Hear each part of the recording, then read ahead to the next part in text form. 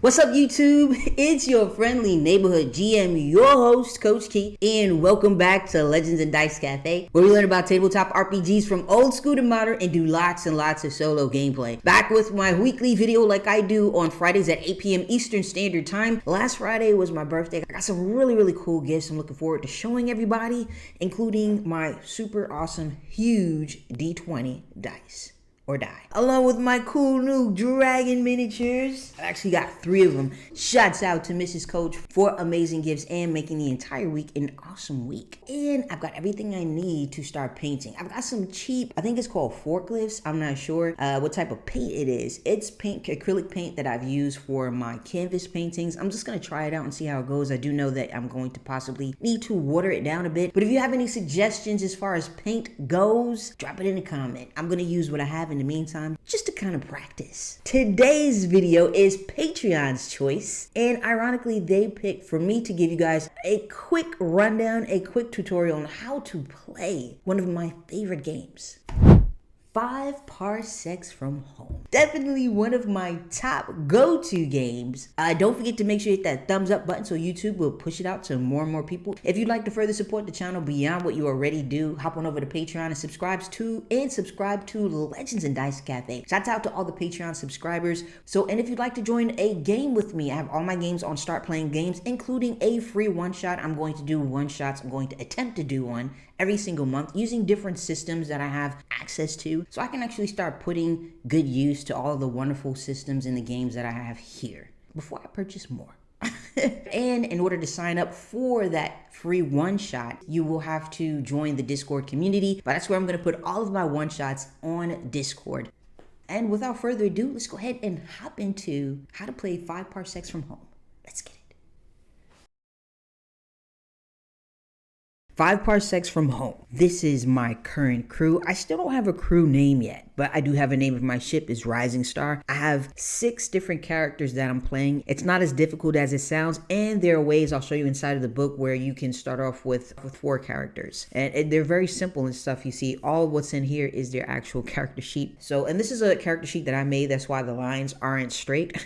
It was working for me, so I have not changed it, and I'm on campaign turn number 4 with my current characters, and I'll break that down to you in a sec. This is a solo, you can play it co-op as well, so it's a solo sci-fi adventure war game, and you can use any type of miniatures, or you can actually use no miniatures. There is an addition to this, which is another one of my favorites. This is the 5 Parsecs From Home compendium, and this is kind of like an expansion. It has extra rules. It has a new adventure in here called the Bug Hunt. It has expanded ways to play, a really great addition onto, which is definitely not needed, but if you already enjoy this game and you've played a few campaign turns, this is an awesome addition onto your game. And it does show you that you can play, again, you can do solo, co-op, and you can run it for a game as a game master. And here goes my super cool D20 die. And now I'm sure you guys will be able to appreciate this. Some of you guys will really be able to appreciate that. I've got this cool pencil case, okay? I think this thing is the coolest thing. I've got my special pencils in here, my favorite pencils, mechanical pencils, ink pen, because I do use one, and I normally have it, and my erasable ink pen as well. And then if I'm drawing, I'm typically using some Sharpies. This is awesome. It was $13.99 on Amazon, okay? Not a bad deal at all. The game, to me, it's laid out fantastically. Very easy, where you can learn as you're going along. You can learn as you're playing. So I've got a video on there for character creation where Mrs. Coach and I created some characters, and I'm pretty sure I have a solo one, possibly, where I created characters as well. So let's jump right into how you actually play it. And you play them in campaign turns. One campaign turn, like an episode in one of your favorite shows. And it's broken down, like I said, it's broken down so simple inside of here. If this isn't your first time playing, then you would go ahead and work on your travel steps if you want to leave the world that you're on or to continue to explore your current world. So I am currently on the same world. I have been on the same world for 4 campaign turns. I cannot afford to actually go anywhere at the moment. So I am stuck, but I'm still having a fantastic time in this world that I am creating. So the first thing you would do is you work out your travel steps. And if you're beginning the game as a new player, you would start with your new world arrival steps. So you get a little bit of information about your world, the traits of that world,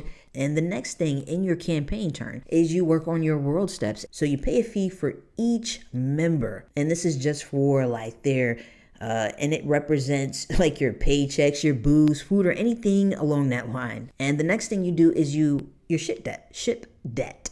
If you have any debt, you need to pay it off, or it adds more credits on if you don't pay it off. My goal was to finish paying it off. Any type of ship repairs, which I don't need any at the current moment because my ship has not gone anywhere. And if you had anyone in the medical care from combat. And the next step is, like I said, everything is so laid out. And the next step you do is you would go and assign your crew tasks. And these are different options that you can do, or your different members of your crew can do. You can train, you can trade, you can recruit, you can explore, you can track, which means that sometimes you gain a rival along the way, sometimes during character creation or afterwards during the actual campaign play, your campaign turn. You can send a decoy out to track down the rival to assist you with that rival tracking you down.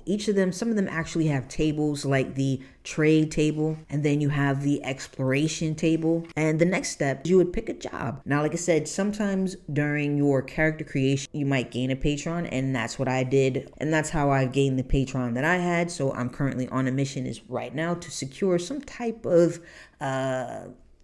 secret information. Even though this is a war game, there are ways to make it a more narrative experience rather than just a tabletop skirmish. They also have something in here called connections. So there are certain times in the game when you can opt to roll for a connection. You make a specific roll, and depending on what you get on that roll, that mission is linked back to a prior event. Think back on things you may have done before, or maybe you got hired by an old employer. Maybe an enemy is up to new tricks. Maybe it's a favor for someone you know. So there are definitely ways, and it's also expanded even more inside of the compendium as well. Like I said, this is a really great addition. Whenever I get to the section where I pick out where I roll to see exactly what type of mission that I'm going to be heading into, I always sit down and do some brainstorming and elaborate. So for instance, when I roll on my Patreon, if it's a wealthy individual, well, then I'm going to give that wealthy individual, that company, a name, flesh out things. So on this section, let me get back to here. So on this section right here, you would determine your job. Like I said, sometimes you start out with a patron, and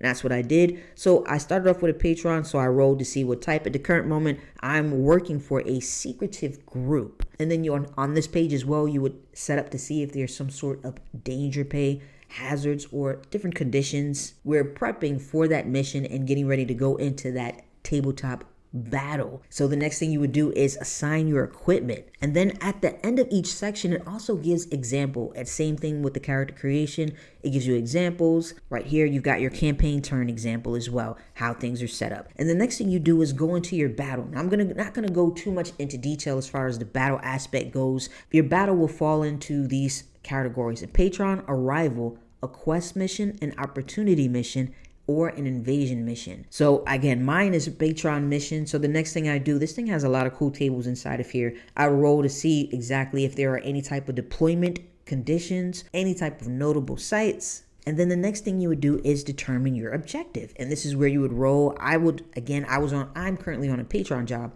and I roll to secure. On the next page, it breaks down each individual mission so you understand more about what it means to secure. For me, I have to end 2 consecutive rounds with my crew 2 inches of the center of the table of this specific special information, secretive information that I'm here to secure. The next step is for you to figure out exactly who you are fighting. For instance, some type of gangers, raiders, Brad gang, and so on. And you would roll right here. Again, I was on the eye again. Patron for me. So I rolled on this right here, and I'm pretty sure that what I got was hired muscles. Because at the current moment, I am prepping up to fight some feral mercenaries. And then, like I said, you would play out your battle. Right here, it gives you a standard terrain setup. You can do that, or you can do whatever you want to do, because that's the special part about playing. That's one of the special things to playing solo, is having the opportunity to do whatever it is that you want to do.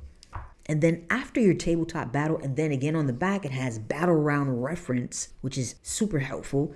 Once you're done with your battle, you do your post-battle activities. This is around the time when you would get paid, do your looting, determine any type of injuries that have been done. And that's what your campaign turn is. You've got your travel steps, then you've got your world steps, everything you do inside of that world. Then you're going to prep for your battle, figuring out exactly who it is that you're fighting, and so what your objective is. You fight your tabletop battle, go into your post battle, and then you start your campaign turn again. And combat is super easy as well. Now, you're not probably going to be able to see this right here, but right here, these are all your stats, and here are my weapons. I've got a blast rifle for Yave, and I've got a military rifle, and some of the weapons actually come with traits. This one is a pistol trait. I'm gonna leave that for you guys to look up, and maybe we'll look that up and go in a little bit more detail in a different video. So mine is pistol trait, and I was able to one of the campaign turns, I think I set one of my characters out to either for exploration or trade, and I was able to grab a laser sight. It adds a +1 to my hit within 6 inches. So, and then we've got reaction. This is what you would use for your initiative. We'll go through a tabletop battle in a different video, and I can show you exactly how combat, but I'm just going to give you a basic run through of how combat works. And then your speed, again, is how far you can go, is inches. And you've got your combat skill. Your combat skill is what you would add onto your roll to see if it's a successful hit. Then you've got your toughness, which is what they need to beat in order to inflict some type of damage on you. And then for savvy, this one more so covers